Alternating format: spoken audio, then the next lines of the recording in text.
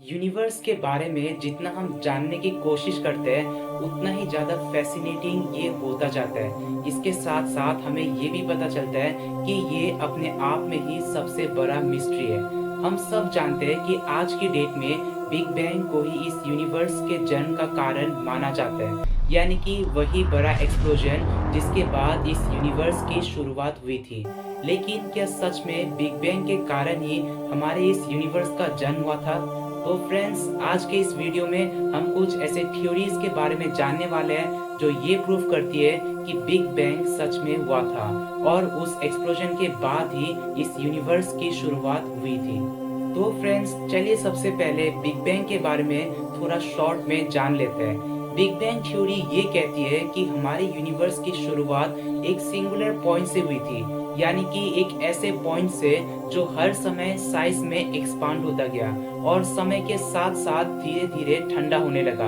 ये एक्सपांशन बहुत ही फास्ट हुआ था और अभी भी हमारा यूनिवर्स एक्सपांड हो रहा है। इसी एक्सपांशन के चलते यूनिवर्स में मैटर और एनर्जी का बनना शुरू हुआ और साइंटिस्ट के अकॉर्डिंग बिग बैंग आज से करीब 13.8 बिलियन ईयर्स पहले हुआ था। लेकिन साइंटिस्ट ये कैसे कह सकते हैं कि बिग बैंग सच में हुआ था और इसके बाद से ही यूनिवर्स की शुरुआत हुई थी? एक्चुअली बिग बैंग के होने के कुछ एविडेंसेस है, जिसमें से पहला है कॉस्मिक माइक्रोवेव बैकग्राउंड रेडिएशन।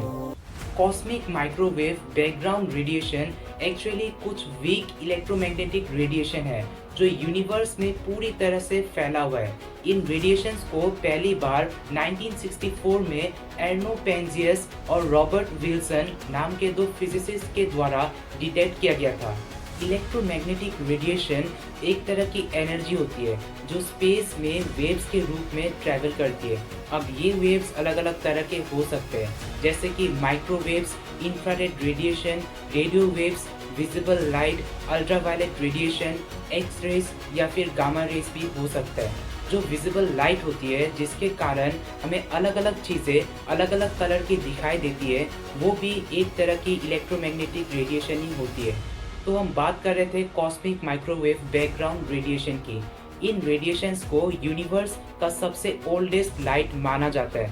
कहा गया है कि बिग बैंग के दौरान बहुत ज़्यादा हीट पैदा हुई थी और इसके बाद जितनी भी थोड़ी बहुत हीट बच गई उसी का रिजल्ट है ये रेडिएशन। ये रेडिएशन यूनिवर्स के हर तरफ फैला हुआ है और इन रेडिएशन का टेम्परेचर अप्रोक्सीमेटली 2.7 केल्विन यानी कि -270.45 डिग्री सेल्सियस है। ये रेडिएशन बिग बैंग थ्योरी को लेकर एक बहुत ही स्ट्रॉन्ग एविडेंस प्रोवाइड करती है। अब इसके बाद जो दूसरा एविडेंस है जो बिग बैंग थ्योरी को सपोर्ट करती है वो ये है कि इस यूनिवर्स में बहुत सारे लाइटर एलिमेंट्स जैसे कि हाइड्रोजन और हीलियम मौजूद है।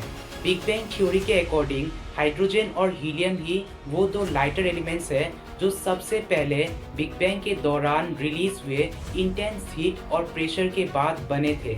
हालांकि दूसरे लाइटर एलिमेंट्स जैसे लिथियम और बेरिलियम भी यूनिवर्स के जन्म के कुछ समय बाद बने थे, लेकिन ये दो एलिमेंट्स बहुत ही कम क्वांटिटी में थे। बिग बैंग थ्योरी के अकॉर्डिंग ये प्रेडिक्ट करना कि यूनिवर्स में हाइड्रोजन और हीलियम जैसे लाइटर एलिमेंट्स बहुत ज़्यादा क्वांटिटी में मौजूद है, ये बिल्कुल सही है। यहाँ तक कि एस्ट्रोनॉमर्स के द्वारा इस चीज़ को ऑब्जर्व भी किया गया है और उन सभी ऑब्जर्वेशन में यही पता चला है कि बिग बैंग थ्योरी की ये प्रेडिक्शन बिल्कुल सही है। इसीलिए ये भी एक तरीके से ये प्रूव करता है कि बिग बैंग थ्योरी सही है। जो तीसरा एविडेंस है वो है रेडशिफ्ट ऑफ गैलेक्सी। एक्चुअली ये एक ऑब्जर्वेशन है जिसमें ये देखा गया है कि जो बहुत ज़्यादा दूर में मौजूद गैलेक्सीज होते हैं उनसे रिफ्लेक्ट होकर आती हुई लाइट लॉन्गर वेवलेंथ में शिफ्ट हो जाता है, मतलब लो एनर्जी रेड लाइट में शिफ्ट हो जाता है। अब ये जो फेनोमेनन है ये डॉपलर इफेक्ट के कारण होता है, मतलब एक ऑब्जेक्ट के मोशन के कारण हमें ऐसा लगता है कि उस ऑब्जेक्ट से रिफ्लेक्ट होकर आती हुई लाइट की वेवलेंथ शिफ्ट हो गई है। जब यही फेनोमेनन एक गैलेक्सी में देखने को मिलता है तब इसका मतलब ये होता है कि वो गैलेक्सी हमारे गैलेक्सी से और ज़्यादा दूर जा रहा है और जितना एक गैलेक्सी हमसे दूर जाता है उतना ही तेज़ी से वो मूव करने लगता है। इस फेनोमेनन को पहली बार 1920 में एडविन हबल के द्वारा ऑब्जर्व किया गया था। अब इस फैक्ट को सुनने के बाद क्या आप इसे बिग बैंग थ्योरी के साथ रिलेट कर पा रहे हो, जिसके अकॉर्डिंग इस यूनिवर्स की शुरुआत एक सिंगल पॉइंट से हुई थी और उसके बाद से ही हर समय यूनिवर्स एक्सपांड हो रहा है। इसके बाद जो नेक्स्ट एविडेंस है वो है large scale structure of the universe, जो कि यूनिवर्स में गैलेक्सी और अलग अलग स्ट्रक्चर का अरेंजमेंट है एक बहुत ही बड़े स्केल में।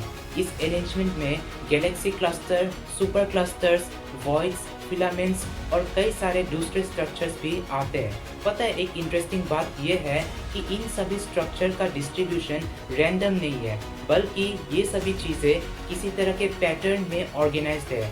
मतलब यूनिवर्स में सभी चीज़ें रैंडमली फैला हुआ नहीं है, बल्कि सभी चीज़ें किसी तरह के पैटर्न में ऑर्गेनाइज्ड है। कहा गया है कि यूनिवर्स के अर्ली फेज में, यानी कि यूनिवर्स के जन्म के कुछ समय बाद, यूनिवर्स में मौजूद मैटर और एनर्जी में डेंसिटी और टेम्परेचर का चेंज आया था, और मैटर और डेंसिटी में आए इन्हीं चेंजेस के कारण यूनिवर्स में अलग अलग स्ट्रक्चर अलग अलग पैटर्न्स में ऑर्गेनाइज्ड है, और ये सभी समय के साथ साथ और ज़्यादा एक्सपांड और इवॉल्व होता गया। अब ये जो आइडिया है ये काफ़ी हद तक बिग बैंग थ्योरी से सिमिलर है, जो ये कहती है कि हमारे यूनिवर्स की शुरुआत एक छोटे से पॉइंट से हुई थी, जो हर समय साइज में एक्सपांड होता गया और उसी के साथ साथ मैटर और एनर्जी का भी बनना शुरू हुआ। तो फ्रेंड्स, यही थी बिग बैंग थ्योरी के कुछ एविडेंसेस, जो ये प्रूव करती है कि बिग बैंग सच में हुआ था और इसी के बाद से ही यूनिवर्स की शुरुआत हुई थी। लेकिन इन सभी एविडेंसेस के बावजूद भी इस थ्योरी के कुछ चैलेंजेस और लिमिटेशन है, जिसकी बात हम इस वीडियो के नेक्स्ट पार्ट में करने वाले हैं। और उस वीडियो में हम कुछ ऑल्टरनेटिव थ्योरीज के बारे में भी जानेंगे, जो शायद इस यूनिवर्स के ओरिजिन का कारण हो सकते हैं। बाय द वे, अगर आपको ये वीडियो पसंद आया तो वीडियो को लाइक और शेयर करना, और चैनल को सब्सक्राइब करके बेल आइकन को प्रेस कर लेना, ताकि जब भी इसका नेक्स्ट पार्ट अपलोड हो आपको उसका नोटिफिकेशन मिल जाए।